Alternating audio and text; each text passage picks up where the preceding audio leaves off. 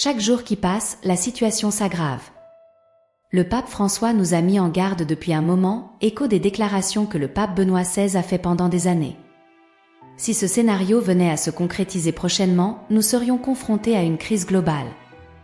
Prenons le temps d'examiner de plus près cette absurdité qui se répand. Nous sommes face à un mystère unique, quelque chose qui défie complètement la tranquillité qu'on ressent d'habitude.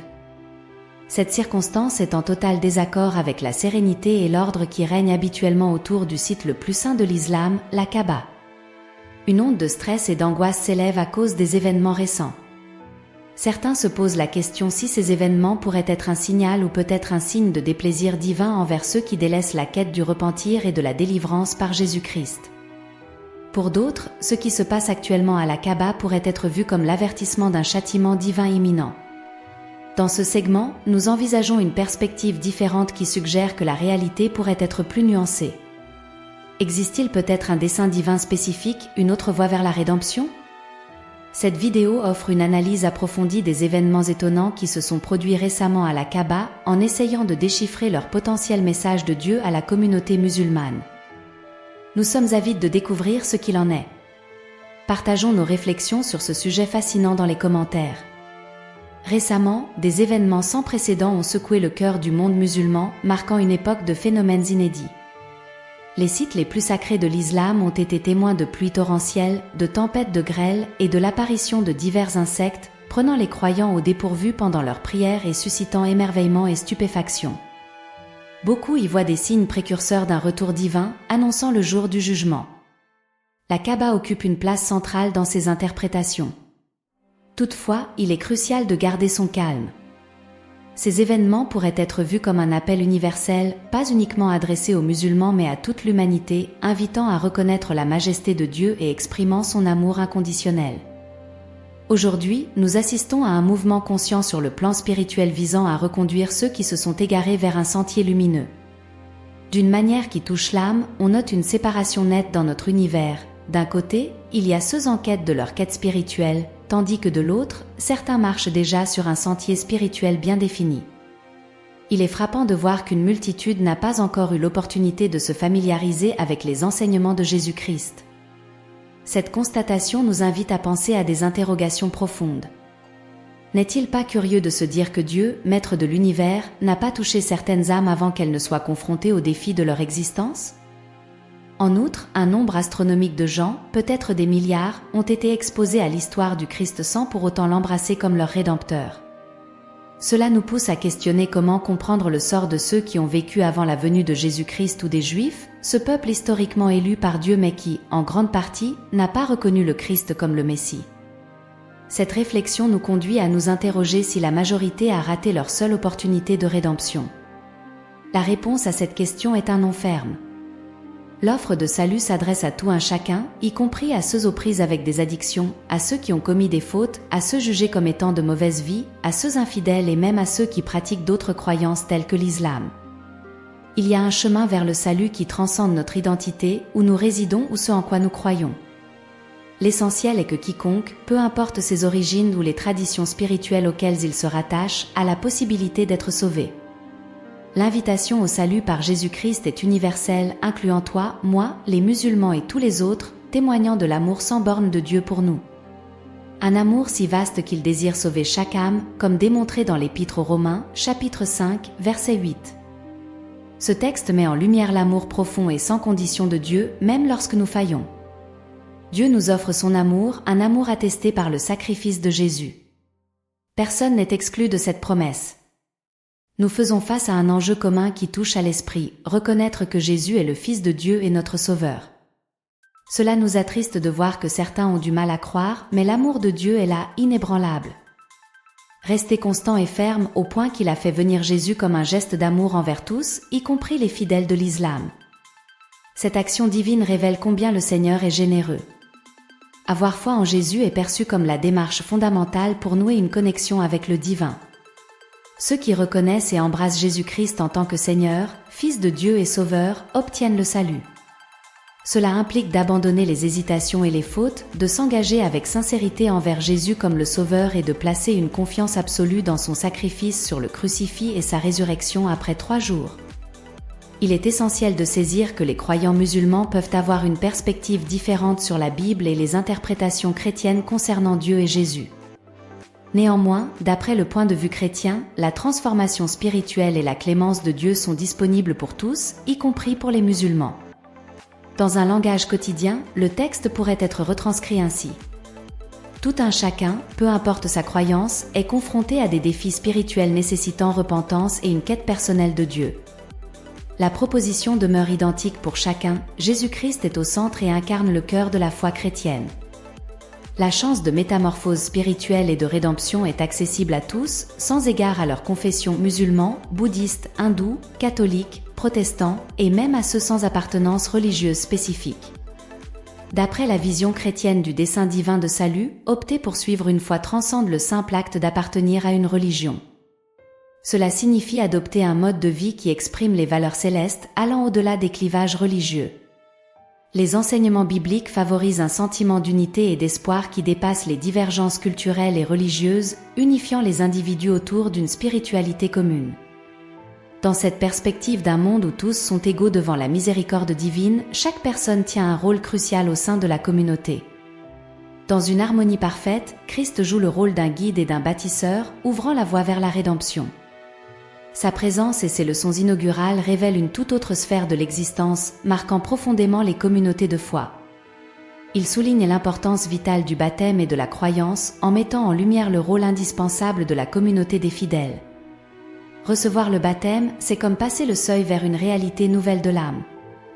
Cependant, ceux qui valorisent la communauté formée autour du ministère du Christ, mais qui choisissent de rester en dehors, pourraient rencontrer des embûches sur leur parcours spirituel.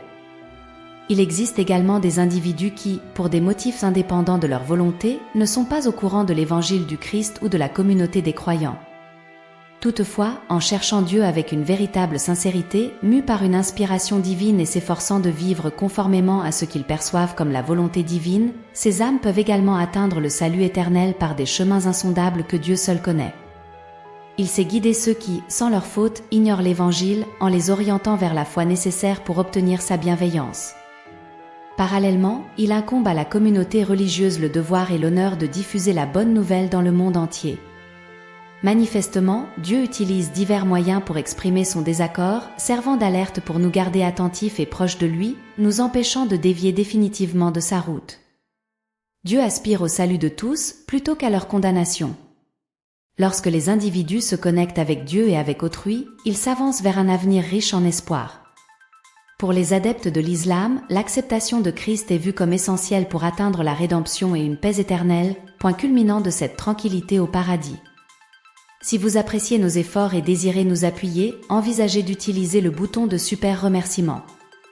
Ce geste transcende une simple contribution, il est une bénédiction qui renforce notre vocation à divulguer l'itinéraire transformationnel de Jésus.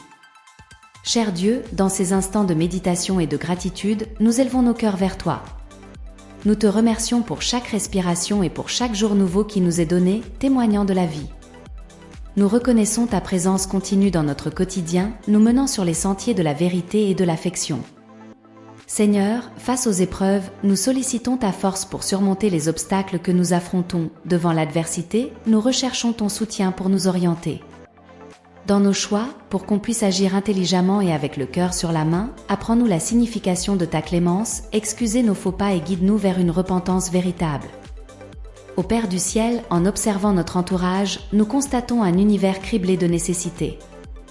Nous implorons, Seigneur, pour ceux en détresse, pour les malades, pour les affamés, pour les démunis. Pousse-nous à être des agents de ta sérénité et de ton amour, en offrant notre soutien à ceux qui en ont le plus besoin.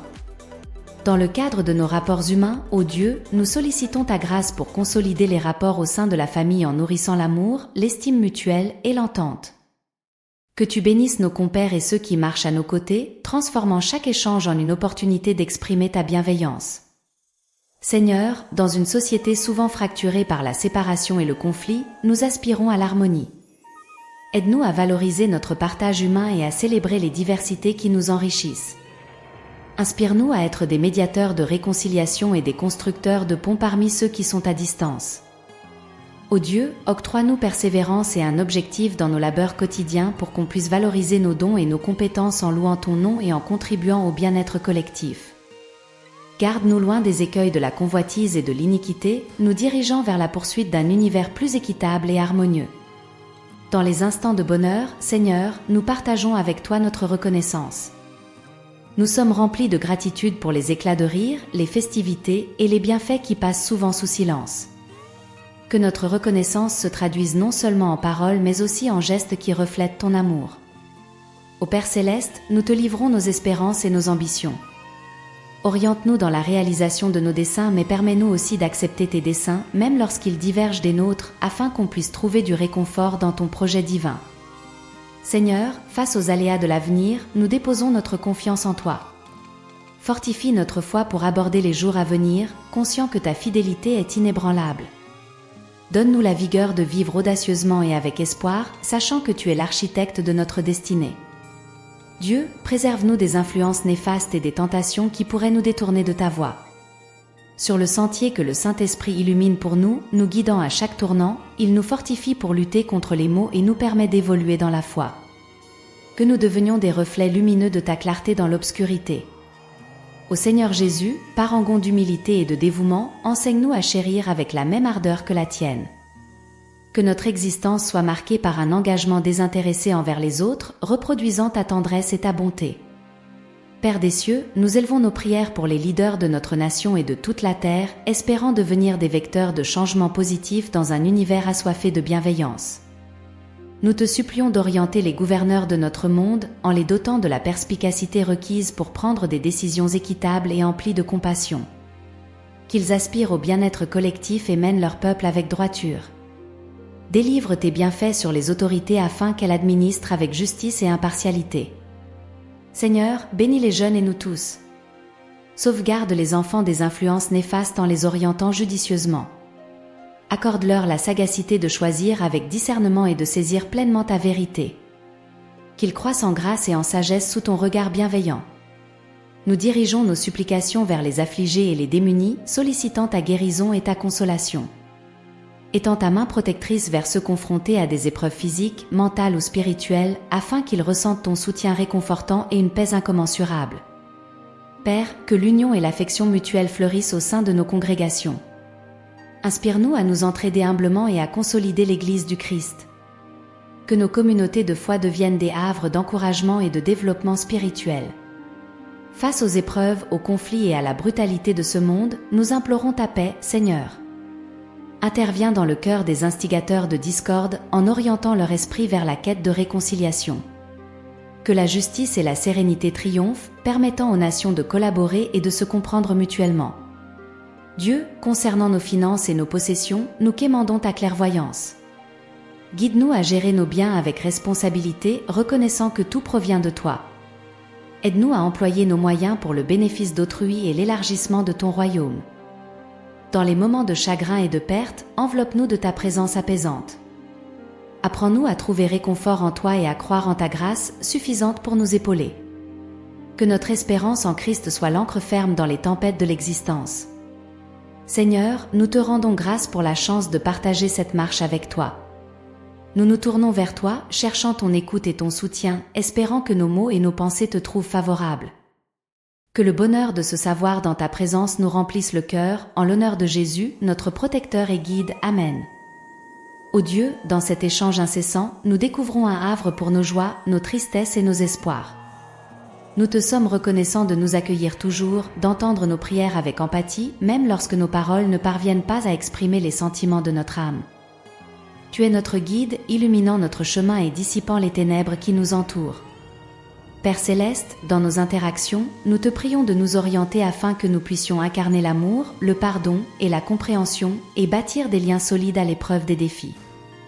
Inspire-nous à agir avec empathie et générosité, reflétant ton amour inconditionnel dans nos gestes quotidiens. Devant l'incertitude et le doute, nous nous appuyons sur ta bienveillance, demandant que notre foi soit renforcée pour affronter les tempêtes de la vie, en sachant que tu es notre refuge. Dans nos moments de joie, nous te rendons grâce pour chaque sourire partagé, chaque succès célébré, chaque moment de fête. Que notre gratitude fleurisse, nous poussant à distribuer nos bienfaits, et que notre allégresse inspire espoir et réconfort autour de nous. Seigneur Jésus, enseigne-nous à vivre selon tes paroles, à être des phares de compassion, d'humilité et de dévouement, apportant lumière et amour dans ce monde en quête de sens. Dans les épreuves, nous te demandons soulagement et consolation. Tends ta main vers ceux qui souffrent, allège leur peine. Que les endeuillés trouvent réconfort en ta présence, sachant que tu es le Dieu qui sèche toute larme. Nous prions aussi pour l'éducation et le développement spirituel de chacun, guide enseignants et élèves dans leur quête de sagesse, pour que le savoir devienne un pont vers plus d'harmonie, de justice et d'amour. Que nos communautés soient unies et chaleureuses, nos églises, des refuges d'amour et de respect, nos rencontres, des temps de partage et de croissance spirituelle. Face aux injustices, inspire-nous à défendre les opprimés, à promouvoir l'équité, animés par ton exemple de justice. Dans nos choix quotidiens, nous sollicitons ta guidance pour discerner ta volonté et marcher selon tes pas. Accorde-nous de vivre fidèlement en honorant les responsabilités qui nous sont confiées. Pour nos finances et biens matériels, donne-nous la sagesse de bien gérer, d'utiliser nos moyens pour aider ceux en besoin et favoriser l'expansion de ton royaume. Dans la solitude, rappelle-nous que tu es toujours avec nous. Que nous trouvions du réconfort dans ta parole, convaincus que tu ne nous laisses jamais seuls. Aide-nous à être source de consolation pour ceux en détresse.